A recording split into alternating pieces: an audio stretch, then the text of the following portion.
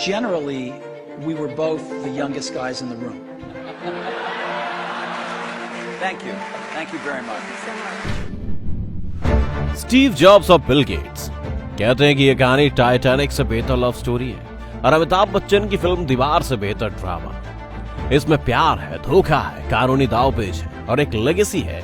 जब भी एप्पल और स्टीव जॉब्स का नाम दुनिया में लिया जाएगा, बिल गेट्स और माइक्रोसॉफ्ट की बात करनी पड़ेगी। दोनों एक दूसरे के बिना अकेले हैं और दोनों ही कंपनियों ने एक दूसरे को नीचा दिखाने के लिए हजारों एड्स बनाए, लेकिन दोनों ने ही एक दूसरे को अमीर से अमीर बना दिया।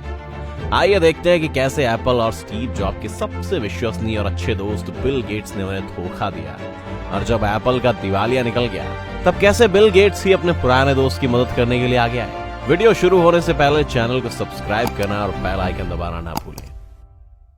एप्पल एक कंप्यूटर कंपनी हुआ करती थी और माइक्रोसॉफ्ट सॉफ्टवेयर बनाती थी। एप्पल कंप्यूटर्स ने एप्पल वन के साथ मार्केट में एंट्री की, जिसने एप्पल को मार्केट में अच्छी शुरुआत दी। ये कंप्यूटर स्टीव जॉब्स नहीं, स्टीव वॉजनिक ने बनाए थे। वॉजनिक स्टीव जॉब्स के साथ ही थे। स्टीव जॉब्स को ना कंप्यूटर बनाने आते थे ना ही कोडिंग, वो सिर्फ बिजनेस करना जानते थे। एप्पल ने उसी के बाद एप्पल 2 लॉन्च किया, जो कि बहुत ही अलग और उस वक्त के हिसाब से भविष्य का कंप्यूटर लगता था। लेकिन सिर्फ एक दिक्कत थी, एप्पल 2 एक फिक्स्ड पॉइंट कंप्यूटर था, ना कि फ्लोटिंग पॉइंट। इसकी डिटेल में नहीं जाएंगे, बस इतना ही समझ लीजिए कि फिक्स्ड पॉइंट कंप्यूटर से आप बहुत बड़े बड़े नंबर्स को नहीं प्रोसेस कर सकते। पर तब तक कंप्यूटर्स का इस्तेमाल बिजनेस में शुरू हो गया था, इसीलिए बिजनेस सेक्टर्स में ऐसे कंप्यूटर्स की जरूरत थी जो फ्लोटिंग पॉइंट कंप्यूटेशन करते हो। इस प्रॉब्लम का समाधान ढूंढते हुए स्टीव जॉब्स पहुंचे एक 22 साल के लड़के के पास। वो लड़का जिसने 19 साल की उम्र में अपनी कंपनी शुरू करने के लिए हार्वर्ड जैसा कॉलेज छोड़ दिया था। ये थे बिल गेट्स, जिन्होंने स्टीव वॉजनिक के साथ मिलकर एप्पल 2 को इंप्रूव किया और एप्पल 2 देखते ही देखते मार्केट पर छा गया। ये इतना सक्सेस था कि अगले 5 साल तक हर 4 महीने में एप्पल का रेवेन्यू दोगुना होता रहा। एप्पल की सेल $7,75,000 से $11,80,00,000 हो गई। एक छोटे गैराज से शुरू हुई कंपनी अब IBM जैसों का मुकाबला करने लगी थी। इसके बाद स्टीव जॉब्स को मैकिन्टॉश कंप्यूटर बनाने का आइडिया आया और उन्होंने एप्पल के अलावा सिर्फ बिल गेट्स की कंपनी माइक्रोसॉफ्ट को इस पर काम करने की इजाजत दी। जो कंप्यूटर आप आज इस्तेमाल कर रहे हैं, उसका पहला स्वरूप मैकिन्टॉश ही था। इसमें माउस और कीबोर्ड दोनों थे, जो उस वक्त के लिए बड़ी बात थी, और साथ ही इसमें ग्राफिकल यूजर इंटरफेस या GUI था। अब GUI क्या है? आज जो कंप्यूटर आप देखते हैं उसमें आइकॉन या बटन होते हैं जिन्हें आप क्लिक कर सकते हैं, और उससे पहले तक जितने भी कंप्यूटर्स आते थे वो कैरेक्टर बेस्ड यूजर इंटरफेस पर काम करते थे। यानी आपको कंप्यूटर से कुछ भी काम लेना है तो आपको टाइप करके कंप्यूटर को बताना पड़ेगा, और आप सीधा इंग्लिश में टाइप नहीं कर सकते। आपको कंप्यूटर की भाषा और कमांड की जानकारी होनी जरूरी थी। स्टीव जॉब्स का मैकिन्टॉश कंप्यूटर आम आदमी के लिए बना था, जिसमें पेंट, वर्ड, एक्सेल जैसी चीजें शामिल थी। माइक्रोसॉफ्ट का काम मैकिन्टॉश में एप्स बनाने का था। माइक्रोसॉफ्ट ऑफिस के ज्यादातर ऐप सबसे पहले एप्पल के इसी कंप्यूटर के लिए बने थे। कहते हैं कि एक वक्त पर स्टीव जॉब्स के साथ माइक्रोसॉफ्ट का तनाव तब बढ़ना शुरू हुआ जब स्टीव जॉब्स ने अपने ऑपरेटिंग सिस्टम को बाकी कंपनियों को लाइसेंस करने से मना कर दिया। अब आप यहाँ पर पेज समझिए। एप्पल कंप्यूटर बनाती थी, जिसका मतलब है अपना ऑपरेटिंग सिस्टम दूसरों को ना देना। एप्पल के लिए एक एडवांटेज है, जिसे भी वो ऑपरेटिंग सिस्टम और उसके एप्स चाहिए उसे एप्पल कंप्यूटर खरीदना पड़ेगा। लेकिन माइक्रोसॉफ्ट सॉफ्टवेयर कंपनी है, मार्केट में जितने ज्यादा ऑपरेटिंग सिस्टम होंगे उन्हें उतने ही ज्यादा एप्स बनाने पड़ेंगे। हर एक ऑपरेटिंग सिस्टम का अलग स्ट्रक्चर होगा, अलग कोडिंग लैंग्वेज होगी।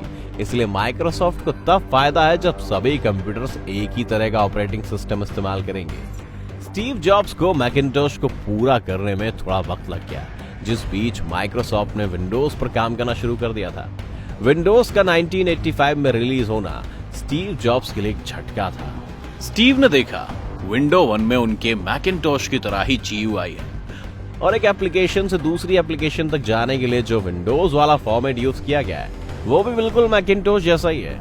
इसके बाद एप्पल ने माइक्रोसॉफ्ट पर उनका आइडिया चुराने के लिए मुकदमा ठोक दिया। पर कोर्ट ने मुकदमा खारिज कर दिया।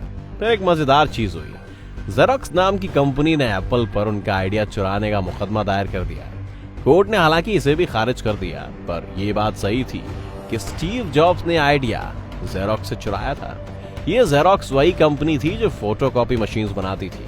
स्टीव जॉब्स को जेरॉक्स ने अपने ऑफिस में बुलाया था, जहां उन्होंने जेरॉक्स ऑल्टो नाम का कंप्यूटर देखा, जिसे जेरॉक्स के एम्प्लॉयज इस्तेमाल करते थे। जेरॉक्स को नहीं पता था कि उनके पास दुनिया बदलने वाली टेक्नोलॉजी है, पर जॉब्स ने भांप लिया और मैकिन्टोश पर काम करना शुरू कर दिया।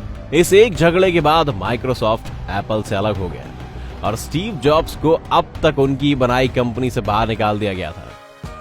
अगले कुछ साल तक विंडोज एक के बाद एक नए वर्जन्स लाता रहा और दुनिया में सबसे ज्यादा इस्तेमाल होने वाला ऑपरेटिंग सिस्टम बन गया। एक वक्त था जब विंडोज का मार्केट शेयर 93% तक पहुंच गया था और स्टीव जॉब्स को निकालने के बाद एप्पल लगातार लॉस में चल रहा था। उन्हें क्यों निकाला गया, ये एक लंबी कहानी है, पर 1997 में मजबूर होकर एप्पल ने स्टीव जॉब्स की बनाई हुई नई कंपनी नेक्स्ट को खरीद लिया और स्टीव जॉब्स को वापस से एप्पल का सीईओ बना दिया। स्टीव जॉब्स तो लौट गए, लेकिन एप्पल की हालत बहुत खराब थी। उनकी वैल्यूएशन इस वक्त महज $4 बिलियन थी और उन्होंने पिछले ही साल $1 बिलियन का नुकसान सहा। एप्पल को बचाने के लिए स्टीव जॉब्स ने एप्पल की एनुअल मीटिंग में अपना आखिरी कार्ड खेला। उन्होंने दुनिया को बताया कि वो अब बाहरी कंपनीज की मदद लेने जा रहे हैं और उनमें से सबसे पहली कंपनी थी माइक्रोसॉफ्ट। इसके तुरंत बाद स्क्रीन पर बिल गेट्स दिखने लगे। 12 साल की कड़वी लड़ाई के बाद बिल गेट्स और स्टीव जॉब्स साथ आए थे। बिल गेट्स ने एप्पल में $150 मिलियन का निवेश किया। ये सब सुनकर भीड़ चौंक गई। वो बैठे ही बैठे स्टीव जॉब्स का विरोध करने लगे, उन्हें बू किया जाने लगा। फिर स्टीव जॉब्स ने भीड़ को समझाया कि एप्पल ने अपने शेयर जरूर माइक्रोसॉफ्ट को बेचे, लेकिन उन्हें वोटिंग राइट्स नहीं दिए जाएंगे। तब भीड़ को शांत हुई। साथ ही एप्पल कंप्यूटर्स की सेल घटने की एक वजह थी उसमें माइक्रोसॉफ्ट ऑफिस का ना होना, जिसके बिना ऑफिस और स्कूल में काम नामुमकिन था। स्टीव ने घोषणा की कि माइक्रोसॉफ्ट अगले 5 साल तक एप्पल कंप्यूटर्स को माइक्रोसॉफ्ट ऑफिस लाइसेंस पर देगा और एप्पल की सेल्स फिर से शुरू हो गई। जॉब्स और गेट्स ने मिलकर एप्पल को बचा लिया, पर सवाल आता है क्यों? दरअसल उस वक्त मार्केट में माइक्रोसॉफ्ट ने अपने सभी कंपटीशन को पीछे छोड़ दिया था और मार्केट पर किसी का भी एकाधिकार ना हो, इसके लिए अमेरिका में ये नियम है कि ऐसा होने पर कंपनी को कई हिस्सों में बांट दिया जाए। जनता भी सरकार के साथ थी और बिल गेट्स की इमेज एक ऐसे इविल बिजनेसमैन की छवि में बदल गई थी जिसे बस पैसे की सनक है। बिल गेट्स अपनी कंपनी को टूटते हुए नहीं देखना चाहते थे, इसीलिए उन्होंने एप्पल को फिर से जिंदा कर सरकार को यह दिखाया कि वो अकेले इस गेम में नहीं है। साथ ही उनकी जनता में भी इमेज सुधरी। इसके बाद भी दोनों कंपनीज की राइवलरी चलती रही। एप्पल ने आईपॉड लॉन्च किया तो माइक्रोसॉफ्ट ने जूम, आईफोन आया तो विंडोज फोन भी आया। आईपैड के जवाब में माइक्रोसॉफ्ट ने सरफेस टैबलेट निकाला, पर आज एप्पल ज्यादातर मार्केट पर राज कर रहा है। हालांकि ऑपरेटिंग सिस्टम का मार्केट अभी भी माइक्रोसॉफ्ट के हाथ में है, जहां उनका हिस्सा आज भी 75% से ज्यादा है। पर इसके अलावा माइक्रोसॉफ्ट ने जिस भी बिजनेस में घुसने की कोशिश की वो फेल हुआ। 2007 में दोनों दिग्गज वापस एक प्लेटफॉर्म पर आए और एक जॉइंट इंटरव्यू में दोनों ने एक दूसरे की खुलकर तारीफ की। स्टीव जॉब्स आज नहीं है और बिल गेट्स सन 2000 से ही रिटायर है, पर दोनों की लेगेसी की छाप आज भी दुनिया में मौजूद है। आपको आज का ये वीडियो कैसा लगा हमें लाइक करके जरूर बताएं। साथ ही अगर आप आज के गूगल वर्सेस एप्पल कंपटीशन पर भी वीडियो चाहते हैं तो कमेंट्स में लिखिए। जाने से पहले चैनल को सब्सक्राइब करना ना भूलें।